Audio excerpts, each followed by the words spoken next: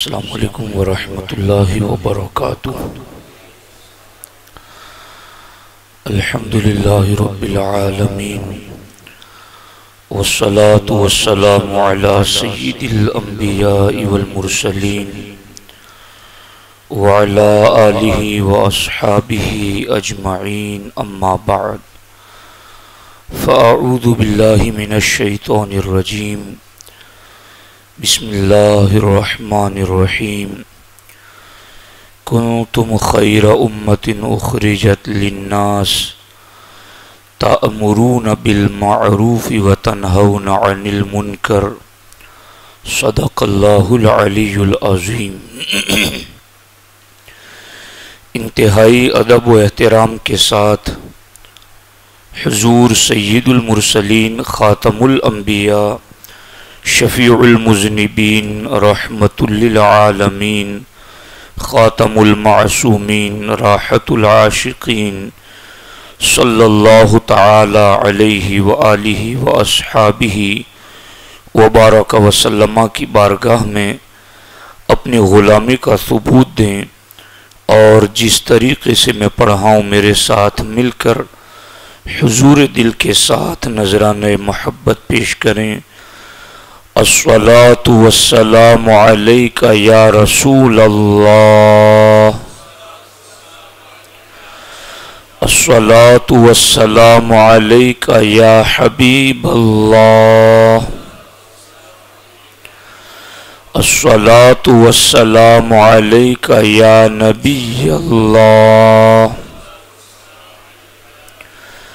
وعلى آلك وأصحابك يا نور الله، صلی اللہ تعالی علیہ وسلم۔ ایک نہایت ہی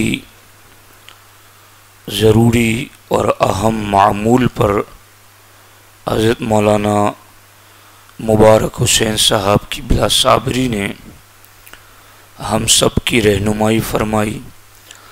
اللہ تبارک و تعالی ان کے ہمارے سبوں کے علم میں خوب برکتیں عطا فرمائیں۔ دوستان محترم، سلام کے حوالے سے حضرت نے فرمایا کہ سلام صرف سنی مسلمان کو کیا جائے۔ ہو سکتا ہے بہت سارے لوگوں کو، باہر عورتیں بھی بیٹھی ہوئی ہیں، کہ یہ بات سمجھ میں آئے یا نہ آئے۔ میں ایک آسان بات آپ کو سمجھا دوں، جو مرد بھی یاد رکھ لیں، عورتیں بھی یاد رکھ لیں۔ ہمارا سلام اسی کو ہے جو نبی پر سلام پڑھتا ہے۔ جس کو نبی پر سلام پڑھنے سے اعتراض ہے، ہمیں اس کو سلام کرنے سے اعتراض ہے۔ بات ختم۔ زیادہ لمبی دلیلیں آپ کی سمجھ میں نہیں آئے گی، مگر اتنی بات تو آپ مردوں کو، عورتوں کو بھی سمجھ میں آتی ہیں کہ ہر جمعہ کو فجر بعد سلام کس مسجد میں پڑھا جاتا ہے؟ سنی مسجد میں پڑھا جاتا ہے۔ ہر جمعہ کو نماز جمعہ کے بعد سلام کس مسجد میں پڑھا جاتا ہے؟ سنی مسجد میں پڑھا جاتا ہے۔ تو بس باقی باتیں بہت ساری ہیں، بس اتنی بات کی طرف ہماری توجہ ہونی چاہیے کہ ہمارے نبی کو سلام کون کرتا ہے؟ جو ہمارے نبی کو سلام کرتا ہے، ہم اسی کو سلام کرتے ہیں۔ جسے نبی کو سلام کرنے میں شرک سمجھ میں آتا ہے، اور نبی پر سلام پڑھنے کو جو بدعت سمجھتا ہے، پھر اب وہ ہمارے سلام کا کیوں انتظار کر رہا ہے؟ وہ تو نبی ہیں جن کا کلمہ پڑھنے کے تم دعوے دار ہو، وہ امام الانبیاء ہے، انہیں تم سلام نہیں کرتے، اور پھر سنی کو کیا سمجھاتے ہیں؟ دیکھو یہ کیسے کٹر لوگ ہیں، الٹا چور کوتوال کو ڈانٹے کہ یہ کیسی تعلیم دیتے ہیں۔ تو ہم کہتے ہیں کہ یہ جو سلام نبی کو پڑھا جاتا ہے، تم اس کو کیا سمجھتے ہو؟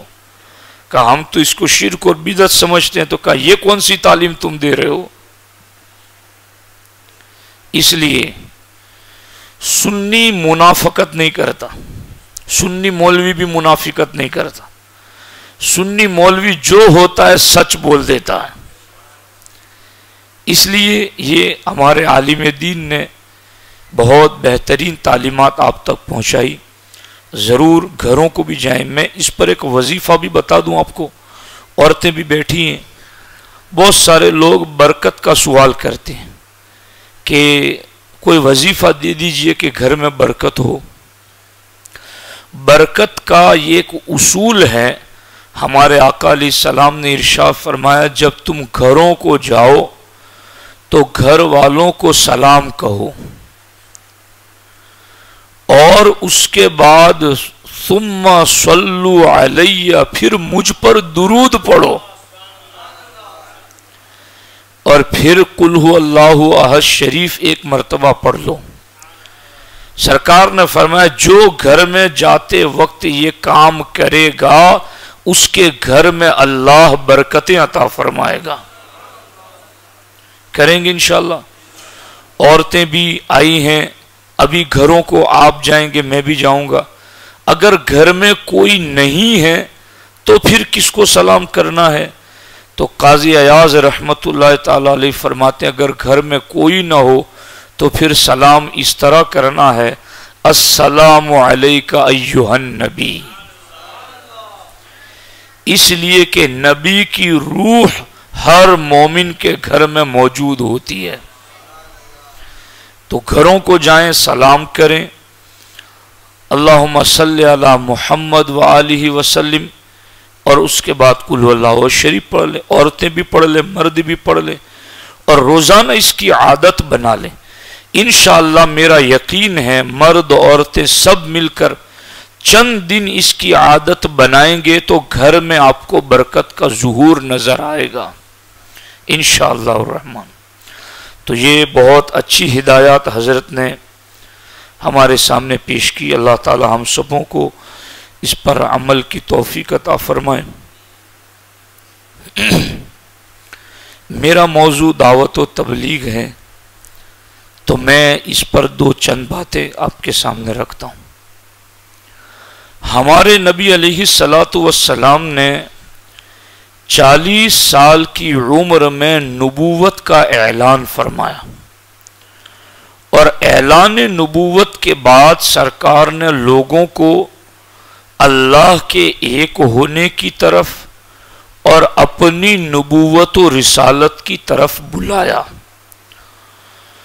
اب جب سرکار نے دین کی طرف بلایا تو ایسا نہیں تھا کہ دین کی دعوت صرف سرکار نے دی، بلکہ سرکار نے جسے دین کی دعوت دے کر مسلمان کر لیا اب آگے وہ بھی دین کی دعوت دینا شروع کر دیتا تھا. آپ یقین مانیں کہ سب سے پہلے مردوں میں اسلام حضرت صدیق اکبر لائے اور جس دن ابو بکر صدیق ایمان لائے اسی دن آپ کلمہ پڑھ کر کے حضور کی بارگاہ سے نکلے تو جتنے بھی آپ کے کاروباری پارٹنرشپ میں تھے چونکہ ابو بکر صدیق ایک بہت بڑے تاجر کا نام، بہت بڑے بزنس مین کا نام ہے، تو صدیق اکبر نے کلمہ پڑھ کر کے حضور کو یہ نہیں کہا کہ حضور اب میں نے کلمہ پڑھ لیا، اب جب نماز کا وقت ہوگا آ جاؤں گا، باقی دین کا کام آپ نبی ہیں آپ کریں، میں تھوڑی کروں گا. ایسا نہیں کہا، بلکہ بارگاہ رسالت میں کلمہ پڑھا، فوراً وہاں سے نکلے سیدھے عثمان غنی کے گھر گئے. عثمان کیا ایسی تجارت کرنا چاہتے ہو جس میں نقصان ہوتا ہی نہیں ہے؟ تو وہ کیسی تجارت ہے؟ کہا وہ محمد عربی صلی اللہ علیہ وآلہ وسلم کی غلامی کی تجارت ہے. انہوں نے کلمہ پڑھ لیا. عشرہ مبشرہ نام سنا ہوگا، وہ 10 صحابہ جنہیں خصوصیت کے ساتھ اللہ کے رسول علیہ السلام نے جنتی ہونے کی بشارت دی، ان میں سے تقریباً 6 صحابہ کرام کو دعوت دے کر مسلمان حضرت صدیق اکبر نے بنایا ہے۔ تو حضور نے تو صرف صدیق کو دعوت دی، آگے پھر دعوت دینا صدیق نے اپنی ذمہ داری سمجھا۔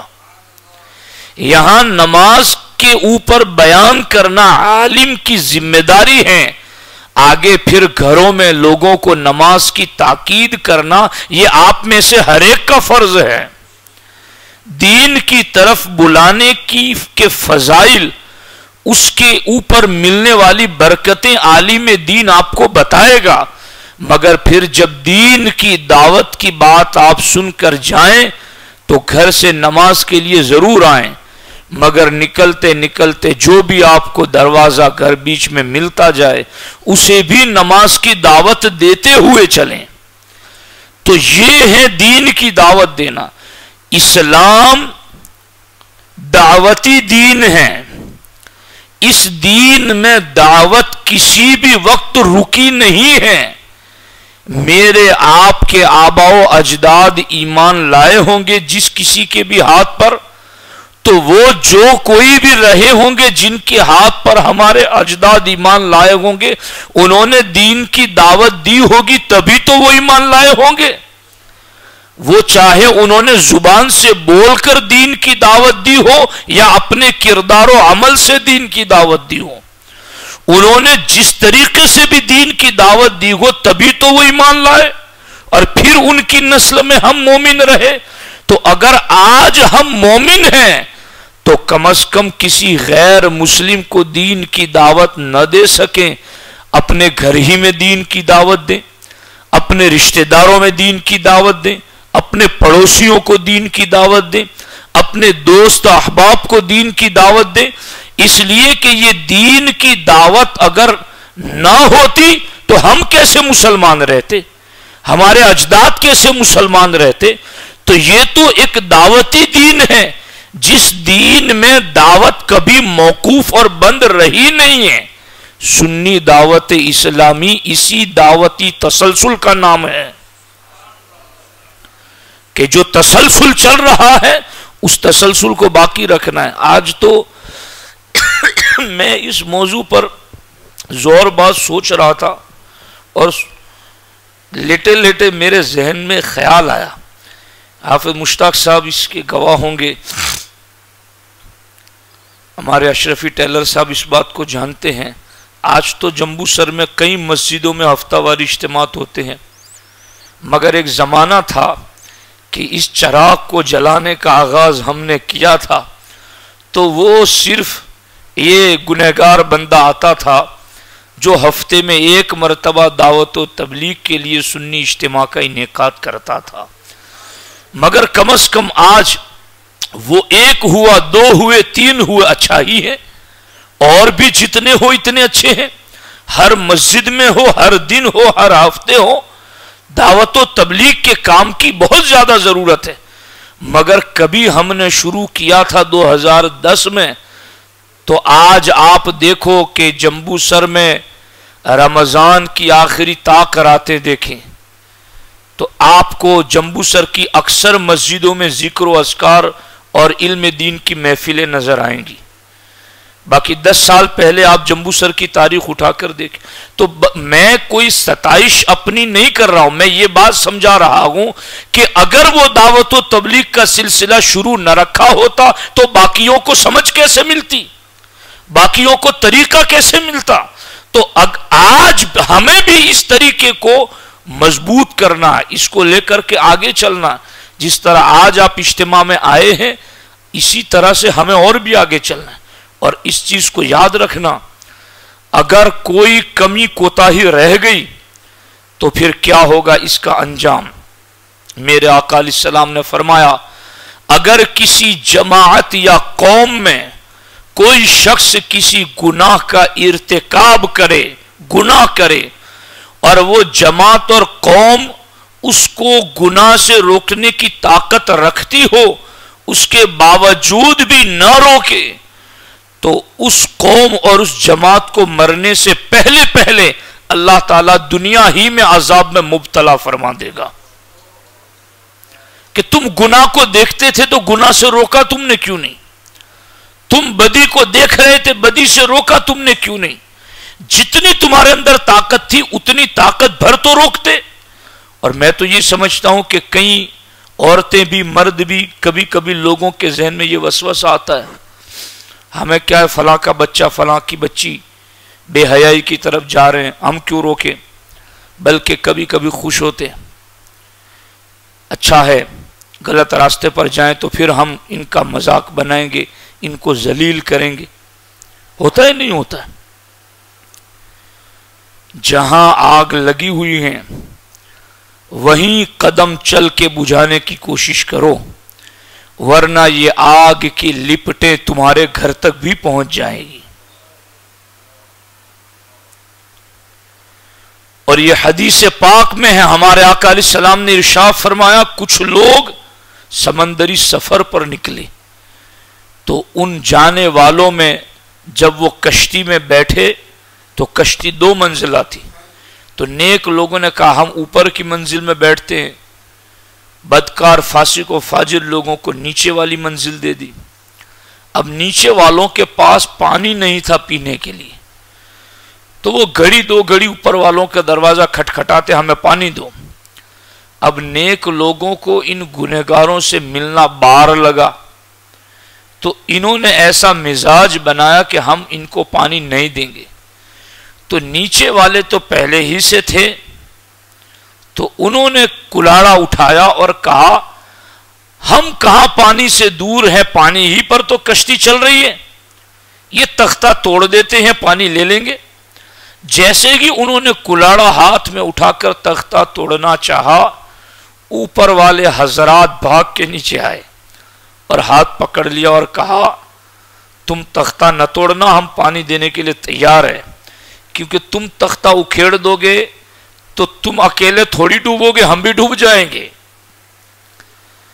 تو کیا پتا چلا، اگر وہ اوپر والے خود ہی خود پارسا رہتے، خود ہی خود نیک رہتے، خود ہی خود پرہیزگار رہتے اور نیچے والوں کا ہاتھ نہ پکڑتے اور ان کو برائی سے نہ روکتے تو وہ برے بھی ڈوب جاتے، نیک بھی ڈوب جاتے.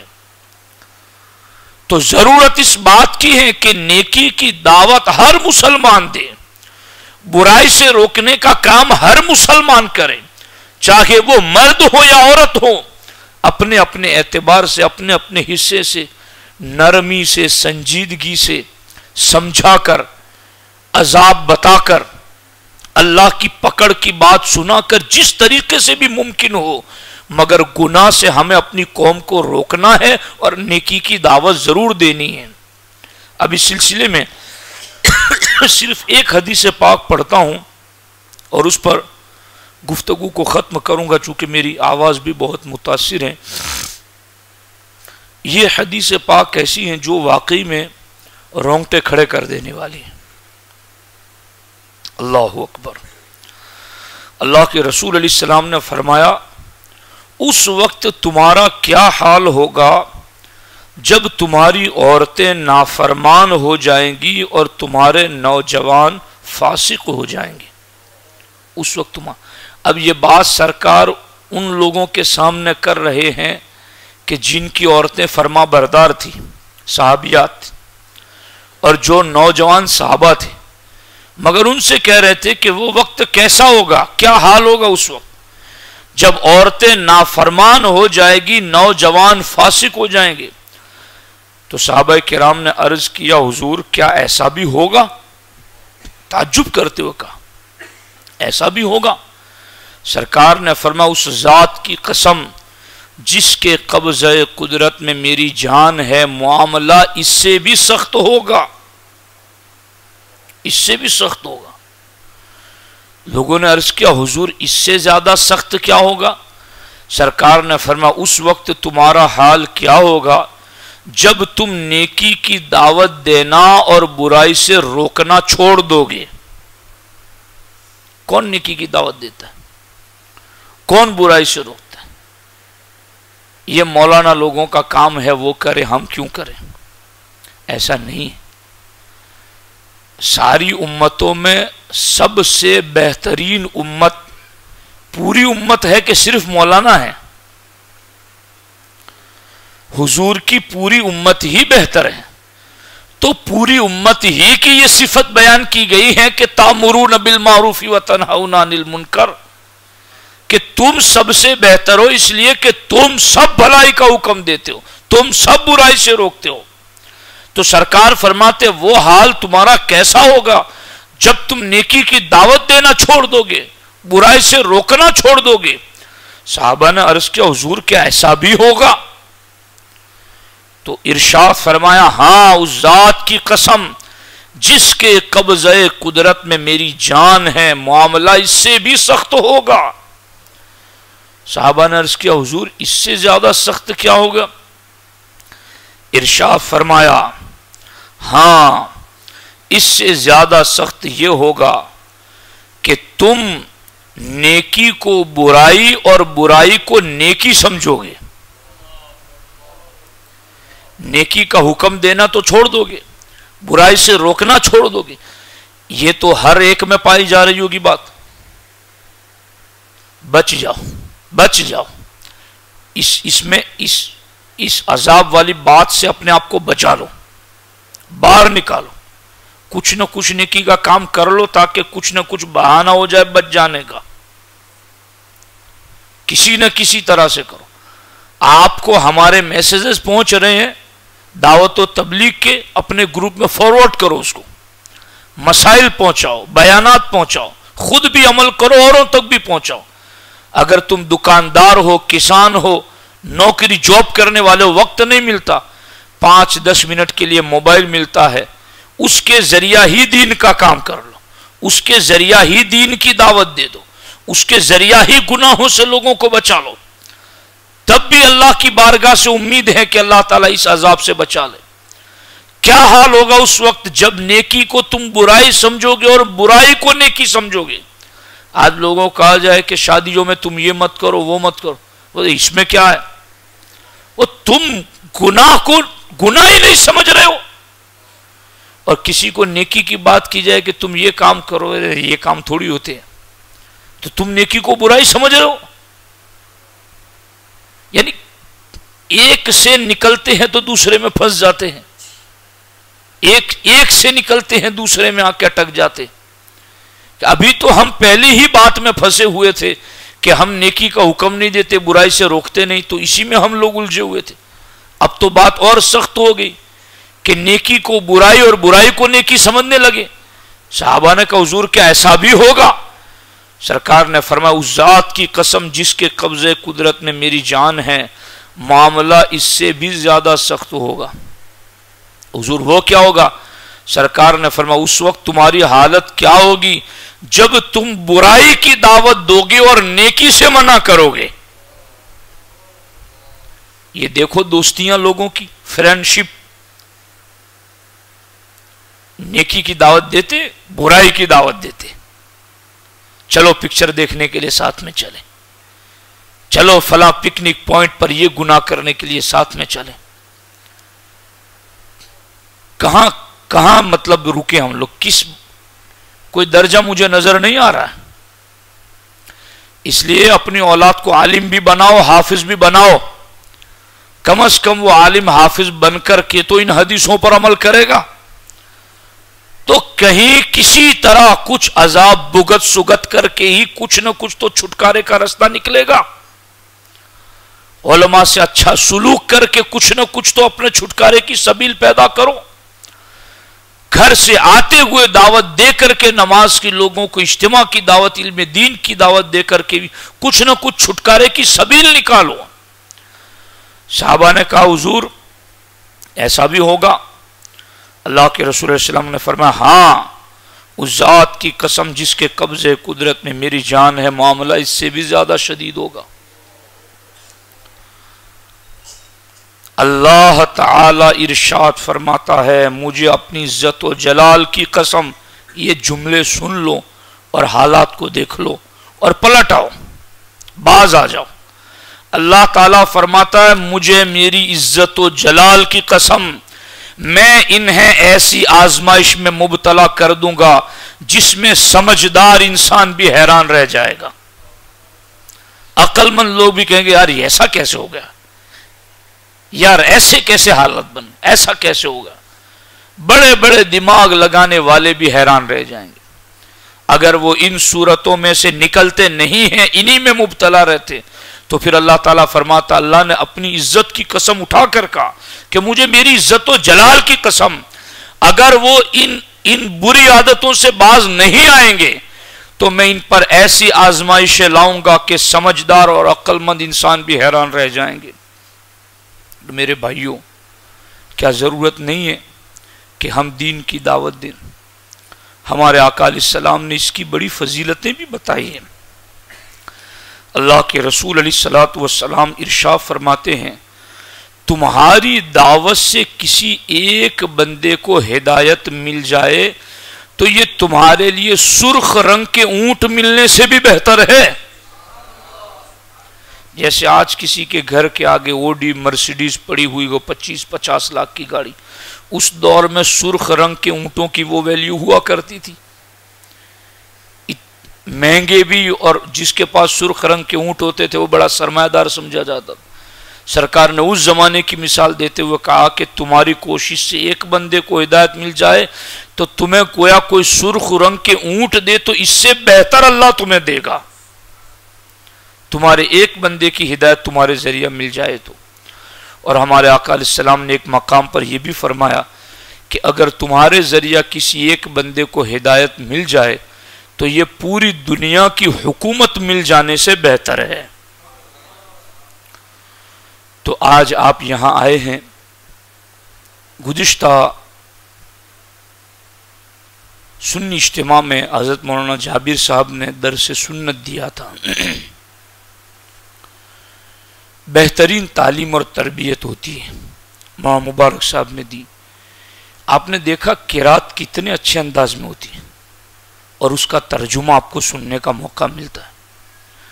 میں مولوی ہوں, پھر بھی میں اپنی خوش نصیبی سمجھتا ہوں کہ میں قرآن سنتا ہوں اور اس کا ترجمہ سنتا ہوں.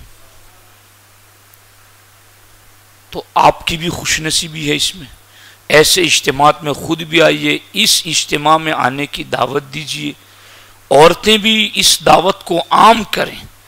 عورتیں بھی جب سوموار کے دن حافظ مشتاق صاحب کا اعلان ہو بڑے مائک سے تو تمام عورتیں کھانے پینے سے فارغ ہو کر برتن دھلنے ہو تو اپنی جگہ پر رکھ دیں. اجتماع کے بعد جو کام کرنا اجتماع کے بعد, ہو سکتا ہے آپ کے دل میں کوئی اللہ رسول کی بات ایسی بیٹھ جائے جس سے آپ کی دنیا بھی سنور جائے, آخرت بھی سنور جائے.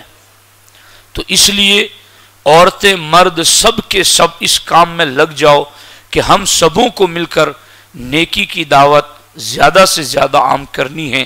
اللہ کریم کی بارگاہ میں دعا ہے اللہ جل مجدہ الکریم مجھے آپ کو سب کو ان سنی ہوئی باتوں پر عمل کی توفیق عطا فرمائے.